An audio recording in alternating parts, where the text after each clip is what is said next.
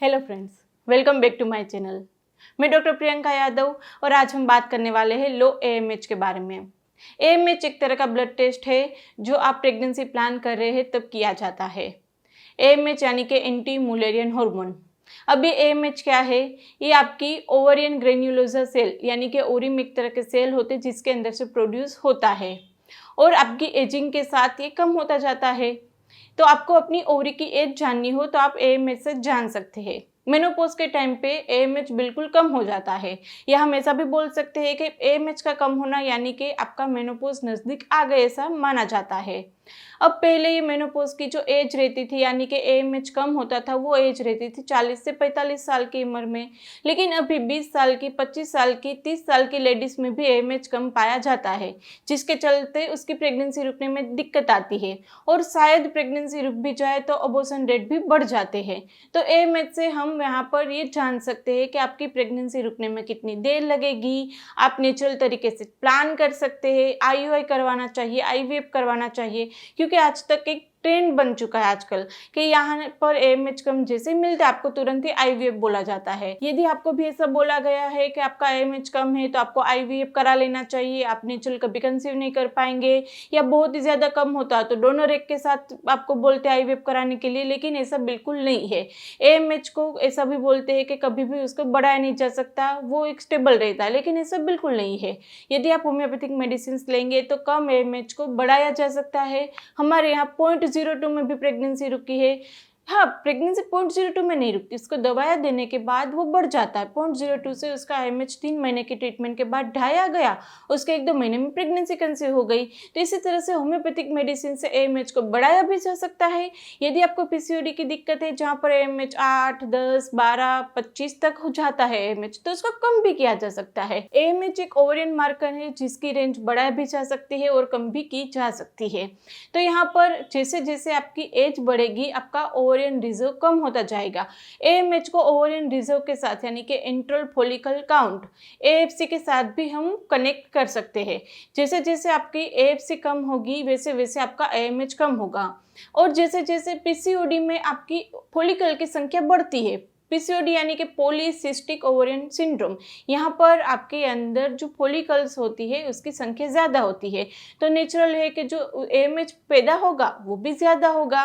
तो इसी तरह से एएमएच की आपकी जो फॉलिकल की संख्या होती है उसके ऊपर हम बोल सकते हैं कि यहाँ पर एएमएच कम है, यहाँ पर एएमएच ज़्यादा है, या फिर वाइस वर्सा एएमएच कम होता हो या ज़्यादा होता है तो उसके ऊपर से हम बोल सकते हैं कि अंदर फॉलिकल की संख्या कितनी है। इसीलिए आईवीएफ के दौरान ऐसा माना जाता है कि यदि आपका एएमएच हाई है तो आईवीएफ सक्सेस रेट ज्यादा होंगे कंपेयर टू लो एएमएच। तो यहाँ पर हम ये भी बोल सकते हैं कि बच्चा पैदा करने की क्षमता यानी कि लेमन लैंग्वेज में बोले तो बच्चा पैदा करने की जो क्षमता होती है उसको हम एएमएच से कनेक्ट कर सकते हैं। तो यहाँ पर एएमएच यदि आपका कम है तो आपके अंदर कौन से सिम्टम पैदा होंगे, एएमएच कम होने का कारण क्या होता है, क्यों एएमएच इतनी जल्दी से इतनी कम एज में कम होता जा रहा है, तो एएमएच कम होने का कारण क्या है। यदि आपका एएमएच कम है तो आपको कौन सी स्पेसिफिक होम रेमेडी लेनी चाहिए जिससे एएमएच आप बढ़ा सके, आपकी जो ओवरी की हेल्थ है उसकी जो क्वालिटी है वो आप अच्छे से बढ़ा सके। अंडे की क्वालिटी अच्छी होगी तो कम एएमएच में भी हेल्दी और जल्दी प्रेगनेंसी रुक सकती है। और यदि उसके लिए होम्योपैथिक मेडिसिन लेना चाहते हैं तो कौन से किस तरह से मेडिसिन ले सकते हैं, ये सारी बातों का डिस्कशन इस वीडियो में हम करने वाले हैं फ्रेंड्स, तो वे आखिरी तक जुड़े रहिएगा। अभी तक चैनल को सब्सक्राइब नहीं किया है तो सब्सक्राइब कर लीजिए क्योंकि आपके लिए बिल्कुल ही फ्री है, हर वीडियो आपको मिलता है। इसके लिए पास वाली नोटिफिकेशन बेल है उसको भी आप प्रेस कर दीजिएगा, और वीडियो अच्छा लगे तो उसको लाइक एंड शेयर भी कर दीजिएगा। तो चलिए शुरू करते हैं। लो एएमएच को हम कैसे बढ़ाएं और जल्दी से लो एएमएच में कैसे बिना आईयूआई बिना आईवीएफ नेचुरल प्रेगनेंसी कैसे कंसीव कर सकते हैं। दूसरी ज्यादा क्वेरी आती है कि जो एएमएच का टेस्ट होता है वो कौन से दिन पे करवाना चाहिए। जनरली ऐसा बोला जाता है कि पीरियड के 2nd या 3rd डे ही एएमएच का टेस्ट करवाया जाता है, लेकिन ऐसा बिल्कुल जरूरत नहीं है। एएमएच का टेस्ट आप पूरे महीने में कभी भी कराएंगे इसकी रेंज जो होती है वो सेम ही रहेगी। दूसरा ये क्वेश्चन रहता है कि एएमएच नॉर्मल कितना होना चाहिए, तो 3 से 4 के बीच में एएमएच नॉर्मल माना जाता है। यदि 3 से कम है तो एएमएच को कम बोला जाता है, और यदि 4 या 5 से ऊपर है तो उसको ज्यादा बोला जाता है। पीसीओडी में जनरली एएमएच ज्यादा होता है और यहाँ पर 3 से कम होता है तो उसको हम कम एएमएच बोलते हैं या फिर लो एएमएच बोलते हैं। अब दूसरा सवाल, एएमएच यदि कम है तो कौन कौन से सिम्टम आपकी बॉडी में दिखाई देंगे। यदि आपके अंदर एएमएच कम है तो आपको कुछ सिम्टम आपकी बॉडी बताएंगे जिससे आप पता कर सकते हैं कि यहाँ यहाँ पर AMH कम है या फिर ज़्यादा AMH होगा तो भी आपको कुछ सिम्टम बॉडी दिखाएंगी। तो पहले बात कर लेते हैं AMH कम होने में कौन कौन से सिम्टम्स आपको दिखाई देते हैं। सबसे पहला सिम्टम, यदि आपका AMH कम है तो आपको वहाँ पर पीरियड का जो फ्लो है वो धीरे धीरे कम होता जाएगा। फ्लो भी कम होगा और डेज भी कम होंगे। पहले जो 4-5 दिन पीरियड आता था वो पीरियड अभी 2 या 3 दिन आएगा, या फिर पहले 2 या 3 पैड एक दिन में बिकते थे वो अभी 1 या 2 पैड पे रह जाएगा। कभी कभी ये AMH बहुत ज़्यादा कम हो जाता है तो सिर्फ और सिर्फ स्पॉटिंग आना या एक ही दिन पीरियड आना, ऐसा भी केसेस हमने देखे हैं। यदि सीवियर यानी कि 0.1, 0.2, 0.01 ऐसा होता है AMH तो उसमें तो पीरियड बंद भी हो जाते हैं, क्योंकि मेनोपॉज में जिस तरह से आपको पीरियड की इम्बैलेंस देखी जाएगी वैसे ही आपकी बॉडी में जो रिफ्लेक्शन आएगा AMH कम है तो पीरियड बिल्कुल बंद भी हो जाता है। एक लेडी हमारे पास ऐसे भी है जिसके 8 साल से पीरियड बिल्कुल नहीं आ रहे थे। जब उसको हमने AMH बढ़ाने की दवाइयाँ दी, 2-3 महीने दवाई चली, उसके बाद जाके उसके पीरियड रेगुलर हुए, वरना कोई भी दवाई लेने से भी उसके पीरियड नहीं आते थे। तो वहाँ पर उसका AMH पहले बढ़ाना पड़ा, बढ़ाने के बाद उसके पीरियड फिर से स्टार्ट हो गए थे। तो इस तरह से पीरियड बिल्कुल बंद हो जाना भी देखा जाता है। तो एक सिम्टम आता है पीरियड में इरेगुलरिटीज आती है। दूसरा सिम्टम होता है आपको रिलेशन रखने की इच्छा बहुत ज़्यादा कम हो जाती है, लॉस ऑफ लिबिडो जिसको बोलते हैं। तो अब वहाँ पे रिलेशन रखने की इच्छा भी कम होती है, कभी कभी रिलेशन रखने की इच्छा नहीं होती, लेकिन आपको पता है कि यहाँ पर डेज संभालने हैं, आप प्रेगनेंसी प्लान कर रहे हैं तो स्पेसिफिक डेज पे आपको रिलेशन रखना ज़रूरी है। तो आप वो डेज संभालने के लिए रिलेशन रखते भी है तो वहाँ पर ड्राइनेस की दिक्कत आती है।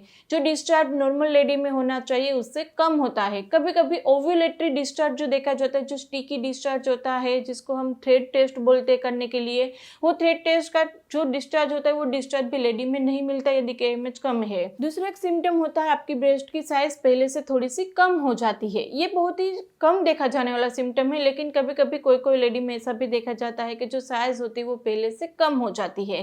तो इतने सारे सिम्टम थे। अब बात करते हैं रीजन कौन कौन से होते हैं, AMH अर्ली एज में क्यों कम होता जाता है। तो उसमें से सबसे पहला रीजन है स्ट्रेस। यदि आप बहुत ज़्यादा स्ट्रेस लेते हैं तो AMH कम होने के चांसेस बढ़ जाते हैं।